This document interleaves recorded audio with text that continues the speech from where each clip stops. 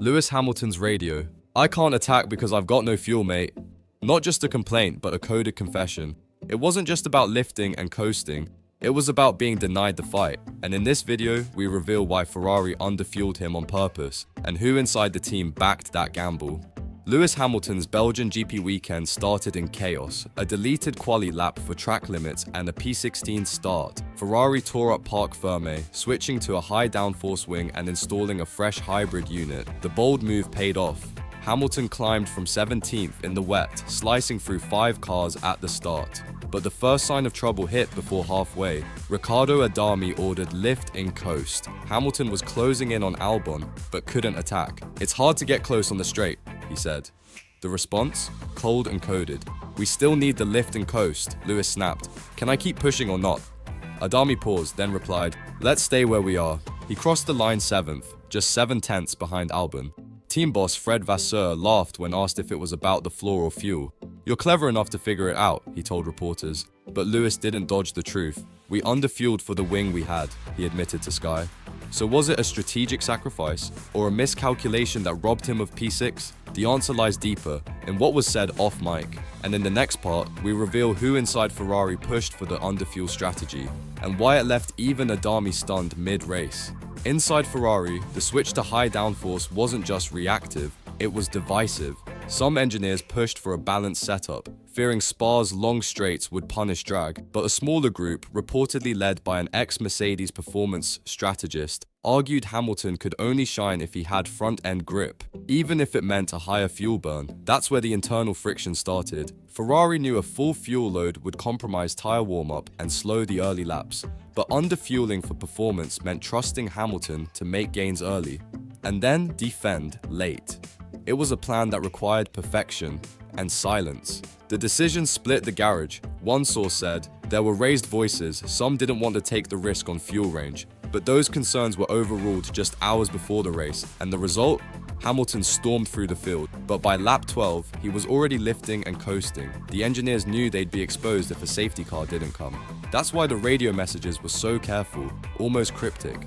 "Let's stay where we are" wasn't just tactical, it was damage limitation. What Ferrari didn't expect, that Lewis would speak so openly post-race. In part 3, we'll explore why Hamilton broke the code and what it says about his relationship with Adami and with the team's leadership. Ferrari operates by one golden rule: protect the team. Drivers can complain behind closed doors, but public criticism, that's taboo. So when Hamilton told Sky, "We underfueled for the wing we had," it wasn't just a statement, it was a breach, quiet, calculated, and deliberate. Insiders say Adami was caught off guard. The standby hesitation during the radio exchange wasn't about data, it was about internal confusion. The plan had been clear: push early, hold position late, say nothing post-race. But Lewis knew something the engineers didn't. He knew the camera was watching, and that moment when he asked, "Can I keep pushing or not?" was both genuine and symbolic. It echoed a deeper frustration, not just with strategy, but with control. Since joining Ferrari, Hamilton's role has been positioned as savior and student. But Spa was the first real test of power. He followed orders, he finished P7, then he spoke. And the tone was different, respectful but sharp. "We outscored Mercedes," he said, "but this wasn't a good weekend. No excuses, no hiding." A clear message to Maranello: "I delivered, now you explain." Now, we reveal what Hamilton's words triggered inside Ferrari's HQ and why one senior figure saw it as a declaration of independence. The fallout from Hamilton's post-race honesty hit Maranello faster than expected.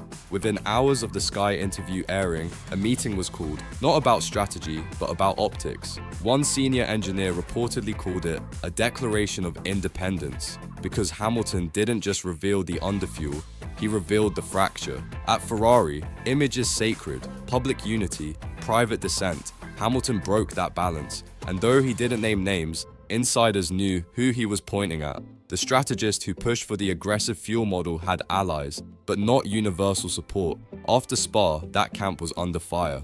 Riccardo Adami, a veteran of Vettel's era, was left exposed. His voice cracked slightly on the radio, rare for a man known for calm. Some say he felt betrayed by how public Lewis went. Others believe he understood. After all, it wasn't Adami who chose the fuel load, but the real tension came from above.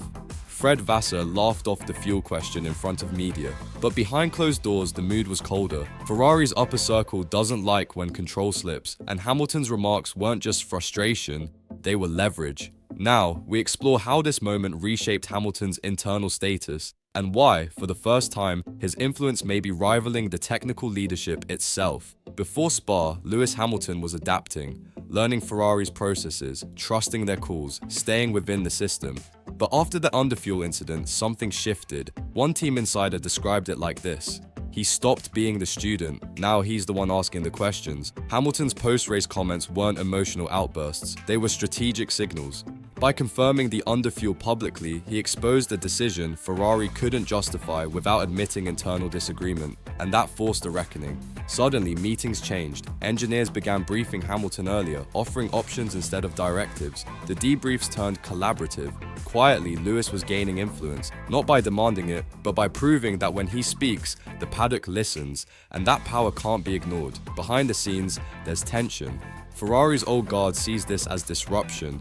One source said, they built the car for Leclerc's driving style. Now they're realizing Lewis wants different tools and a different voice at the table.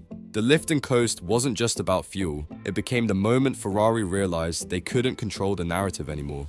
In part 6, we uncover what simulator changes were pushed through after Spa, and how they reflect Hamilton's growing grip on the team's development path. Just days after Spa, simulator sessions at Maranello took a sharp turn. A new torque delivery model, one previously shelved, was reintroduced at Hamilton's request, not for Leclerc, not for balance, but to fix what Lewis described as predictability loss under low fuel loads. This wasn't routine.